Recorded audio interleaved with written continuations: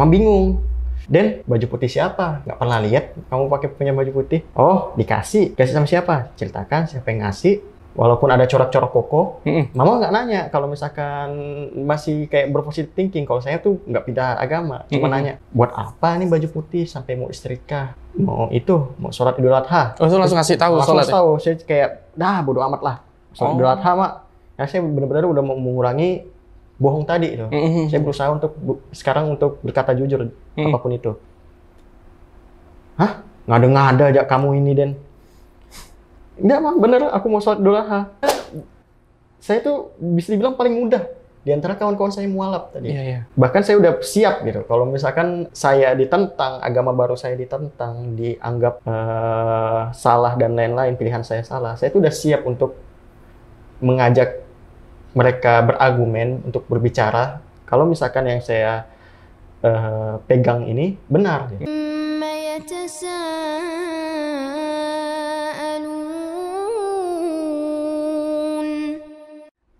Nih Bang Dendi, ini kan ngomong-ngomong tentang persaudaraan, ya minimal udah memutus ini tadi apa yang menganggap bahwa Islam itu radikal, betul. keras. Akhirnya ternyata udah masuk Islam, nggak kayak gitu sepertinya ya. Kayak gitu ternyata. Oke, nih kemarin itu waktu proses pelaksanaan syahadat di bulan 5 itu, Bang Dendi kan sempat bilang kalau orang tua belum tahu ya. Nah, jadi kebanyakan mualaf ini konflik biasanya dengan keluarga nih. Iya. Saya mau tahu juga dari Bang Dendi, gimana hubungan dengan orang tua? Sedangkan orang tua dengar-dengar udah tahu nih. Oke, jadi untuk orang tua sendiri, awalnya memang nggak ada, karena saya masuk tadi tuh dengan catatan saya tahu mana yang benar, dan tidak peduli lagi kalau misalkan orang tua menentang dan lain-lain. Dan saya sebenarnya siap dengan cerita-cerita kawan-kawan saya yang mualaf, yang diusir lah, orang tuanya tidak terima. Saya udah siap dengan itu. Masya Allah. Sampai akhirnya ternyata saya sholat diam-diam. Karena belum pengen ngasih tahu tadi tuh. Saya sholat diam-diam. Sampai akhirnya di bulan Idul Adha, di Idul Adha tuh, hari sebelum Idul Adha kan ada namanya puasa Arafah.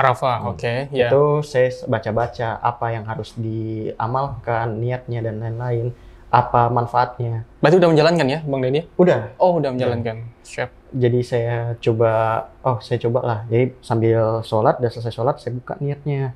Sholat subuh itu, saya buka niatnya. Saya minta sama Allah, ya Allah, di bulan Arafah ini, di bulan Idul Adha ini, saya pengen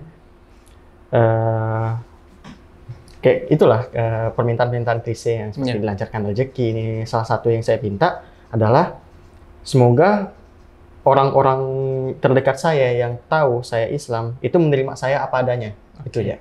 Salah satu doa yang saya tekankan waktu sholat subuh hari Arafah. Nggak lama malamnya saya itu udah dikasih baju jadi udah dikasih baju koko, dan kalau mau sholat pakai baju putih ya, jangan lagi pakai baju band kan. Jangan lagi pakai baju korak-korak. Oh iya, terutama sholat Jumat, Den. Iya. Jadi pas Idul Adha saya pengen pakai baju itu untuk sholat. Karena saya sebenarnya basicnya nggak punya baju putih, itu baju putih satu-satunya saya pengen setrika. Kondisinya saya nanya mama saya, Ma, di mana ada setrikaan di mana? Ada kok di sini mama aja yang setrikakan.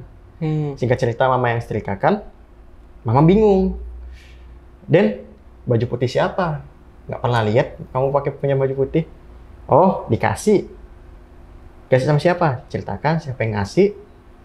Walaupun ada corak-corak koko, mama nggak nanya kalau misalkan masih kayak berpositif thinking. Kalau saya tuh nggak pindah agama, cuma nanya, buat apa nih baju putih sampai mau istrika?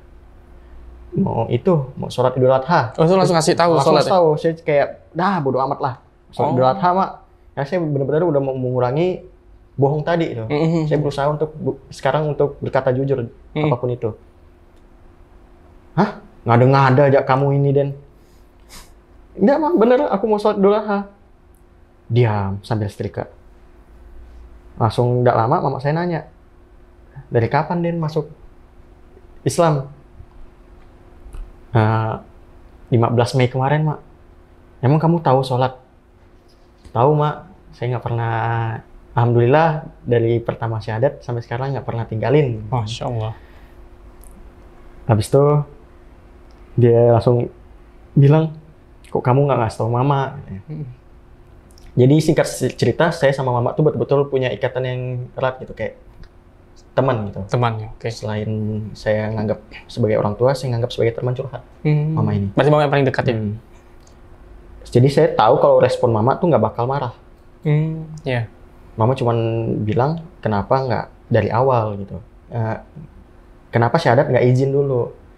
Yang saya bilang, saya sebenarnya takut kalau Mama hari itu sedih, terus kecewa, dan bahkan bisa sampai nolak gitu. Itu yang bikin, itu mungkin saya bakal menunda syahadat saya tadi itu. Sedangkan saya itu takut mati, Mak. Gitu. Oh, langsung bilang takut mati gitu ya? Saya takut mati, Mak. Ada aja kamu. Padahal sebenarnya ada alasan tersendiri gitu. Kalau misalkan memang namanya syahadat tuh harus jangan ditunda-tunda gitu. Sebenarnya alasan, kalau mau bilang alasan kayak gitu bisa aja, cuman saya lebih milih saya takut mati. Iya, biar lebih enak juga diterima sama mamanya ya. Terima. Kayaknya sampai akhirnya orang tua tahu, Mama tahu kalau saya udah Islam, yang saya kira tuh bakal ada sedikit cekcok, ternyata tidak. Sampai paginya hari Idul Adha saya pakai baju, Mama kondisinya lagi nggak ada di rumah, itu chat saya gitu, Dendi selamat Idul Adha. Masya itu betul-betul saya kayak pengen nangis gitu, tapi nggak nangis. Laki-laki ya, udah nangis nggak apa-apa. Jadi saya pengen nangis gitu. Luar biasa. Karena saya tuh bisa dibilang paling mudah di antara kawan-kawan saya mualaf tadi. Iya. Bahkan saya udah siap gitu, kalau misalkan saya ditentang, agama baru saya ditentang, dianggap salah dan lain-lain, pilihan saya salah, saya tuh udah siap untuk mengajak mereka berargumen, untuk berbicara kalau misalkan yang saya pegang ini benar gitu. Cuman diingatkan lagi sama ustadz saya kalau misalkan jangan berargumen ya. Kalau misalkan kita ini benar, walaupun kita benar gitu. Hal yang pertama kamu harus lakukan yaitu memberikan akhlak yang baik. Itu yang harus dikedepankan dulu, Den. Kalau misalkan ada yang menentang. Jadi saya akhirnya untuk kalau misalkan ada yang menentang, saya maaf, tapi ini pilihan saya. Kayak gitu. Tapi buktinya tidak ada sih yang kayaknya. Alhamdulillah ya. Allah mudahkan selalu urusan Bang Dindi nih. Sampai orang tua pun aman-aman aja nih. Insya Allah. Diungkapin malah. Ya Allah. Konflik ada sama keluarga? Nggak ada? Konflik sama keluarga, sama abang sih sebenarnya. Oh, sama abang Sama abang. Jadi, abang saya itu sama saya beda 2 tahun. Jadi kecil sama-sama, main sama-sama, dan lain-lain. Terus saya sama abang saya cukup dekat lah. Cukup dekat ya? Cuman kondisinya sekarang abang saya kerja di Jakarta. Saya sebelum syahadat, saya telepon sama abang saya. Saya telepon abang saya shock. Mungkin kondisinya memang baru lagi tidur siang gitu kan. Jadi kondisinya shock, langsung dimatikan. Terus dia kayak nelpon seluruh keluarga, cuman dia nggak bilang kalau misalkan Dendi udah masuk Islam, bukan. Tapi dia cuma bilang, yuk kita telepon bentar, video call rame-rame. Ada yang mau disampaikan Dendi. Itu abang. Lalu pas saya pas ditelepon, telepon grup diangkat, rupa adik, mama sama bapak, sama abang saya nanya, apa yang mau kau sampaikan tadi? Padahal abang udah tahu, cuman abang nggak mau, pengen keluar dari mulut saya aja. Hah? Apa? Nggak ada? Aku bilang kayak gitu. Nggak ada kok yang mau aku sampaikan. Ada tadi. Nggak ada. Kondisinya udah panik gitu kan. Apakah harus aku bilang, besok mau syahadat, Mak? Pak, Dek, besok mau syahadat aku. Tapi kondisinya di situ Mama tuh berekspektasi kalau aku tuh mau surprise-kan dia di hari itu, kalau rasa bertepatan dengan hari ibu. Hari ibu. Masya Allah. Jadi Mama kira, pasti pengen disurprise-kan nih. Kalau saya mau bilang besok syahadat bisa aja. Cuman di situ kondisinya Mama berekspektasi kalau dia bakal bahagia. Kalau saya bilang kayak gitu, takutnya sedih itu langsung drop. Jadi saya bilang nggak ada kok, nggak ada. Akhirnya singkat cerita dimatikan, saya chat abang saya. Kalau mau ngomong sesuatu, selesaikan kita berdua dulu, sama aku dulu gitu. Jangan bawa-bawa yang lain, lagi mama. Akhirnya terserah kau lah. Nggak ditelepon tuh. Saya ajak telepon, ada aja kesibukannya. Intinya lama kelamaan ternyata abang itu luluh. Luluh Luluh juga. Dan ternyata tahu mama ngucapin, dia nggak mau kalah, dia ngucapin juga. Masya Allah. Dan selamat Idul Adha. Masya Allah, ini nih. Nah, betul, jadi betul-betul sebenarnya keluarga tuh bakal luluh pada akhirnya. Gitu kan. Dan tentunya Bang Dendy udah belajar kan, udah belajar ya bahwa Islam ini memang agama yang luar biasa ya. Salah satunya meyakini pasti itu. Betul. Apalagi Bang Dendy udah siap dengan resikonya kan. Iya. Ternyata Allah bantu. Masya Allah, luar biasa ya Bang Dendy. Ada yang mau disampaikan Bang Dendy lagi? Ini bebas nih. Yang mau saya sampaikan, sebenarnya untuk kawan-kawan yang mau mualaf gitu ya, terutama motivasi pertamanya itu adalah pasangan yang Islam. Saya pengen tekankan untuk pelajari dulu agama sendiri, lalu perdalamlah konsep ketuhanan dalam agama Islam. Dan perlu bandingkan itu dengan agama yang lain. Kalau misalkan itu ditanamkan ke dalam hati kalian yang misalkan mau mualaf, karena tadi pasangan, walaupun nanti suatu saat dia ternyata bukan jodohmu, atau bahkan orang tua ngancam, atau bahkan sampai diancam pembunuhan dan lain-lain, mau gimana pun itu pasti nggak bakalan pindah, nggak bakalan murtad. Karena yang ditanamkan adalah akidah tadi. Akidah. Bukan sekedar mau masuk Islam karena nikah. Saya bisa aja gitu masuk Islam karena nikah atau H-1 karena saya dengar-dengar kan. Dan memang kan kalau misalkan masuk Islam, orang non muslim masuk Islam ada dosa dihapuskan gitu. Saya sebenarnya bisa aja maksiat dulu. Baru masuk Islam. Dan rupanya nggak kayak gitu. Kalau misalkan saya mau masuk Islam karena pas hari H-1 nikah, ternyata dia bukan jodoh saya, bisa jadi dipisahkan oleh maut. Mungkin saya akan balik lagi ke agama sebelumnya. Betul. Gitu sih. Berarti udah yakin nggak akan balik lagi? Oh, enggak bakal. Mana tahu ditawarin sesuatu? Nggak bakal. Nggak bakal. Allah lebih nawarin yang nikmat dia. Masya Allah, ini nih Bang Dendy.